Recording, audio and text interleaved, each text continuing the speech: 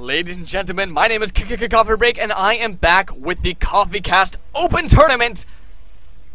And I am totally stoked for these players because it is T versus B. Ooh, 1 second. Oh, no, doesn't want to restart. Okay. It is T versus B. It looks like T was out closing the stream when the game started, but T decides to go on with the game. Very, very well-mannered player. Both of these guys, both very good friends of mine, and I wish them both luck in this game. So we have T spawning as the red Terran in the top left side of MLG Antigua Shipyard, it looks like. Down here, B is the blue Terran spawning on the bottom right side. And let me tell you, these two players are a nightmare to cast. T and B, Terran and Terran. I mean, I get confused all over the place. My words will get mixed up. I am just warning you guys. So ignore what I am saying in battles and just look at which color is winning. I will say that now. I will go ahead and say that now. Now, in the first game, B did win that match. B did decide to go Marine, Tank, Viking, a very, very standard composition. Excuse me, in Terran versus Terran. And T, on the other end, went Marine, Tank, Banshee, and I assume lost air superiority. B was able to get the extra sight range with his tanks and was able to take game one off of T. This is a best of 3 in the losers bracket, though. I mean, this is the real deal. T needs to win this game or he will be eliminated from the tournament. And I can tell you now, both these players are very, very good players. T, I know, is a very high-level gold player. He probably should be mid to high platinum, as well as B. They are both floating in the same boat in that right. So, I mean, anything could happen in this game. I've seen both players take games off of each other in the past. So, whatever happens, happens. I'm totally stoked to be casting these two guys, though. Very similar openings out of both these players because they do practice together extremely often. They trade build orders, and by that I mean T tells B his build orders, and B just kind of copies what T is doing because that is generally the best thing to do because T is a very good player, but I am not dissing B at all because B can execute those build orders like a mofo. How long has it been since you guys heard mofo? Huh. We are seeing our first deviation of the game. B did throw a tech lab down on his barracks very, very quickly. And in the meantime, T has opted not to get the tech lab quite yet, staying with just a general barracks and marine production. However, both players are getting a factory at this point. T dropping his second gas a little bit earlier. Does have an SCV just kind of chilling right next to that. There we go. T's scout is still alive within B's base, so he does see this tech lab sitting here all alone. He does see the factory being built right next to it, and this SCV is still going to live just a little bit longer. Oh, on an attack order by accident, 5 health left. Unfortunately, he does not regenerate. He will be able to get out of that base, though. Very nice micro management of that SCV by T. Oh, and as I say that, he loses it. The factory is up and ready to be switched down onto that tech lab now, though. And we do have the tech switch over from T. This is just a slightly more refined build order out of T, I feel. And now the game is evened up, even though T did start 10 seconds late. Building a tech lab on his barracks as well, beginning his siege tank production about the same time as B. Very, very even game. It looks like both these players did go for a 1-racks factory expand with siege tanks for defense. The only real difference so far is B built his command center on the low ground, T built his on the high ground, just a slightly safer thing to do. And B actually did lose a little bit of mulage there by scanning instead of muling. I don't really agree with that decision, however. He does now know that T is indeed going for siege tank, which is very important. B needs to make sure not to get supply blocked. There's like the coffee break, you know, thing of the game to not do. If B continues to get supply blocked throughout this game, he will lose to T because T is an excellent, excellent macro player. His games versus Aces Pure earlier on in the tournament where he did have some supply problems, I would go ahead and say were a fluke. He generally does not have little problems like that. It looks like Siege Tech will be finishing for both these players at about the same time. B is starting to fall a little bit behind in the siege tank race, though. T is about, oh gosh, he keeps making stuff, about 10 to 15 seconds ahead of B, which doesn't sound like that big of a difference, but it really can make all the difference in the game. But B, once again, is getting this expansion down just a little bit earlier than T was. And you might say, well, that's not a big deal at all. but really it is. In mirror matchups, I mean, any little slight difference is a big thing, and especially TvT. Now, this is the reason why I like TvT, is because it is so much of a chess match. The positioning where you put your tanks is absolutely impeccable. If you get one siege tank out of position, it can be game over for you. And really, what you'll see TvT as is about, 1,000 even trades, and then suddenly in one battle, one player will get a 10 supply lead and take off with the rest of the game. And I mean, you can hear me, my voice speeding up. I'm getting a little bit higher pitched, and I find TvT absolutely exhilarating. This is game 2 of the series. Once again, B is up 1-0, winning in that first matchup. But, oh my goodness, I mean, anything can happen in TvT. I actually just finished casting a series between Imba Braddock and Empire Koss, and that was absolutely electrifying. Especially the first game in that series was just great. It looks like T is moving out now with 3 tanks on the field, as well as a couple of Marines and Marauders. Needs to make sure not to overcommit to any sort of attack, however. Cannot afford to lose any of his own tanks, but does manage to take out 3 Marines of B, and it's those little engagements that can actually really make the game in a TvT. However, I do not feel like he's going to be able to penetrate up this ramp of B, as there are 2 siege tanks sitting on top. That is going to be very, very difficult. There is one Marine kind of walking around just to see where the siege tank positioning is, and he does know now the area where he can attack. Once again, does go up on the cliff. I don't agree with this attack at all. B trying to charge up the cliff. It looks like he might indeed lose a tank. He does lose a tank and almost all but one of his Marines. That was a terrible engagement for T, and now the tables have really just evened up. Both players have lost just a little bit. T losing a little bit more because he did lose a tank. It is now 775 resources lost to about 250 in B's favor. The lower number obviously being B's favor, because once again that is units lost. That is a tab that I favor that a lot of other casters do not, and it's not the telltale of a game, but in the early game when so few units are lost, I really feel like it does help show what is going on. T is getting ready to take a 3rd base.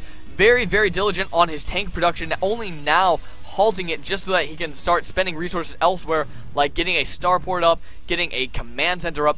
B has not yet started his 3rd command center. Instead opting to go with some heavier 2 base play, having 2 factories up to make siege tanks out of. T, on the other hand, only has 1 factory for siege tanks, and I don't know really what could happen with that. B is just going to take off with the siege tank production, but if he chooses to stay back and be passive with that extra siege tank production, he's going to lose that edge, because T will be able to get his 3rd base up and be able to take an economy advantage. Right now in the income tab, we do see T just a little bit ahead, 40 to 37 harvesters, a very, very even matchup though. T, however, is staying a little bit more diligent on his worker production, and B falling a little bit behind in that right, but not too much so. Both players about even in supply, 81 to 80. Pretty much no player favored in that case. Reactor is going down on that starport, so we will see no Banshee play out of T like we did in game number 1. I do like this command center though, floating out, getting ready to go ahead and take a 3rd. He might even be floating towards the gold base. That kind of looks like the positioning he's going towards right now. And indeed, the command center is turned to the right. I think he is going over to take the gold base right now. Oh, nope, there it goes. It has turned back to take the natural 3rd, which is, I think, a very, very smart choice in B's and T's case. This is a very, very easy position to defend, to get a tank or 2 here, and now look, no matter which way B decides to engage, he is going to have to run straight into tank fire along these 2 paths. A very, very defensible position as a Terran player. This 3rd command center only now being finished up for B, but it looks like B is ready to move out. He has a lot of siege tanks. That is 8 siege tanks, folks, ready to push out to the only 4 of T. Really needs to get his extra siege tanks on the low ground. He does have 1 sitting over here, and it looks like B is deciding to take the alternate attack route, coming up the back way of T's 3rd expansion. Running straight up the ground, he's going to force T to unsiege. T is completely out of position for this attack, and B could just absolutely decimate this base before T has a chance to lift it off, and indeed it is already in the burning. He is now sieging up on the high ground. T is looking to be in a very, very bad position in this case. He's trying to get his units up the ramp, but he just couldn't make it. And now his siege tanks are within range of the biological forces of B. B taking a huge supply lead in this game, 95 to 75. And this is why I love Terran versus Terran so much, is because this game has suddenly turned around very, very quickly in favor of B with just that one little engagement. Now B definitely has the advantage. He has the tanks on the high ground. He got a couple of nice volleys with his scans on the low ground. And now T in a very bad position. Only one tank remaining up on the high ground there for him. He does have two tanks on the high ground. He does have air superiority with this single Viking. However, the tank advantage, 8 tanks to, once again, just the 2 of B. And even having the Marine advantage in this game. T did, for a short time, have the income advantage, but losing that third base is a very, very big deal. B does have a third base of his own, but he doesn't have anything mining from it at this current point in time. Just throwing that extra production facilities is exactly what B wants to do at this point in time. I hear shooting somewhere. Not exactly sure where that is. That is driving me nuts. It looks like there may have been a drop in the back of his base. I'm not exactly sure what just got shot. So, yeah, there was one kill on that missile turret. So, yes, it looks like there was probably a drop. A lot of SCVs not mining, which is really hurting the income of B. And B needs to be careful because T can still come back in this game, especially since B has not begun mining from his third base yet. So, for all intents and purposes, it is 2 base versus 2 base. And T does have a slight advantage because he's really muling up his bases right now. And B is not mining from his main base. T is going to try to reestablish his third base, building yet another command center. Really needed to lift that off in time. Did not get that in place. And these SCVs still have not gotten back to work. That's a lot of SCVs not mining at this current point in time. We look over at B's cam. We can see that is 10 workers not doing anything. And OMG from T, and I don't exactly know what he's looking at. It looks like we might be seeing a drop on top of all these tanks. This is a very, very big window of opportunity for T. If he could get down on top of these tanks, he could probably take them all out almost instantly, but no, decides to go for a 3 medevac drop all the way around. It looks like he might be trying to drop into the main of B. B definitely also has a window of opportunity of his own now, flying some Vikings over the army of T. He now does have sight advantage. However, T is up on the high ground. Some Marines do stem up to go over and take out the Viking. 2 Vikings do fall, 3 Vikings do fall, all the Vikings do fall. There's no air superiority for for B in this case. Now a couple of medevacs full of Marines might go down there, and it escapes with only 36 health left. So there are 2 medevacs remaining with full Marine counts. This medevac really does need to be prepared if he wants to be able to do any sort of drop harass with that. A lot of tanks just keeping the contain on T right now, though T very much so stuck inside this base. These 2 medevacs are beginning to prepare to come over and drop the main base for T. For B, a lot of these SCVs once again still haven't not returned to work. That is a very, very big important point to point out in this game. 4 Vikings being produced at the time for B, so he is trying to maintain that air superiority. Very even supplies for both these players. This missile is going to be attacking this medevac. This medevac will not get all of his units down. Neither of the medevacs get all their units out before they do go down. The very, very big loss for T. He did just lose a lot of units right there. I believe that was 8 full units that died immediately to those missile turrets. And now, with nothing left back to heal the Marines and Marauders, that drop is cleaned up instantly. These Vikings do get this Viking does get a couple free shots off on the enemy Vikings.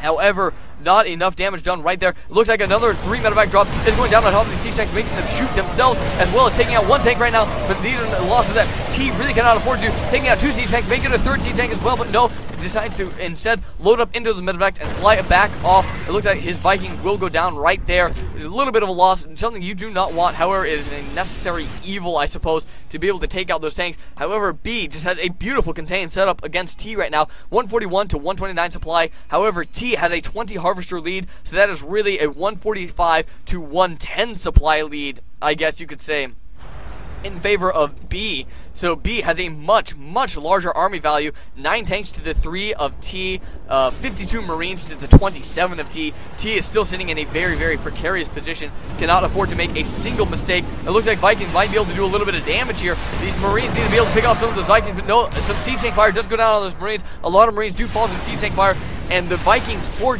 T have fallen as well, so he does not have any air superiority, cannot afford to drop with these medevacs. These medevacs might go down. This is a little bit close. T needs to be very, very careful not to lose any of those medevacs to the Viking fire. This is such a close match. The Banshee for T, no cloak done on the Banshee, so it just flies straight over the army and is sniped immediately. What a terrible loss for T. He just cannot catch any breaks in this game, and it is now 162 to 127 supply, heavily in favor of our Terran player B. And it looks like T is just going for it. He is not able to get the medevac over the army, and he is forced to GG out of game number 2. And that means T has fallen out of the brackets. Probably one of the top 3 or 4 seeds in this tournament has now fallen out of the brackets. B will advance in the losers bracket to face, I believe, Light Kite in the next round of the losers bracket. Extraordinarily well played by B. I mean, beautifully executed. I cannot say enough about his play in this tournament so far. B has been an amazing player, and I have been very excited to cast his games, and I'm looking forward to his next series with Light Kite versus B, but that will not be coming up next, because next we will have Aces Pure versus Aces Spawn, and that will be coming up in just a couple of minutes. In the meantime, folks, enjoy some tunes, and I will get the brackets updated very shortly.